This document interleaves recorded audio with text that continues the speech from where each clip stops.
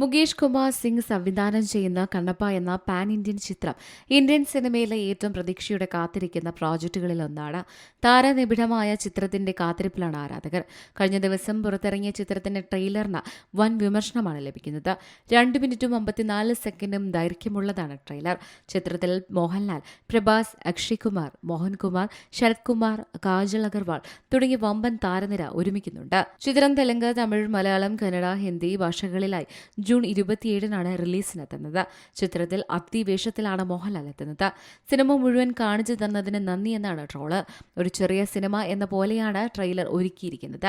സിനിമയുടെ കഥ ഊഹിക്കാൻ കഴിയുന്ന തരത്തിലാണ് ട്രെയിലർ ഉള്ളത്. ദൈവത്തോടും വിഗ്രഹത്തോടും എതിർപ്പ് കാണിക്കുന്ന നായക കഥാപാത്രം ഒടുവിൽ ദൈവത്തെ അംഗീകരിക്കുന്നതുവരെ ട്രെയിലറിൽ കാണിക്കുന്നുണ്ട്. ഇതാണ് ട്രോളുകൾക്കും കമന്റുകൾക്കും വഴിവെച്ചത്. ഇനി തിയേറ്ററുകൾ സന്ദർശിക്കേണ്ട ആവശ്യമില്ലെന്ന് നിരവധി ഉപയോക്താക്കൾ തമാശയായും അല്ലാതെയും പറയുന്നുണ്ട്. പുരാണാതിഹാസം സ്ക്രീനിൽ എങ്ങനെ വിവർത്തനം ചെയ്യപ്പെടുന്നു എന്നറിയാൻ ആകാംക്ഷയിലാണ് പ്രേക്ഷകർ. Entertainment desk, C Malayalam news. ഏറ്റവും പുതിയ വാർത്തകളും വിശേഷങ്ങളും വിരൽ തുമ്പിലറിയാൻ സി മലയാളം ന്യൂസ് എല്ലാ ഡിജിറ്റൽ പ്ലാറ്റ്ഫോമുകളിലും ലഭ്യം.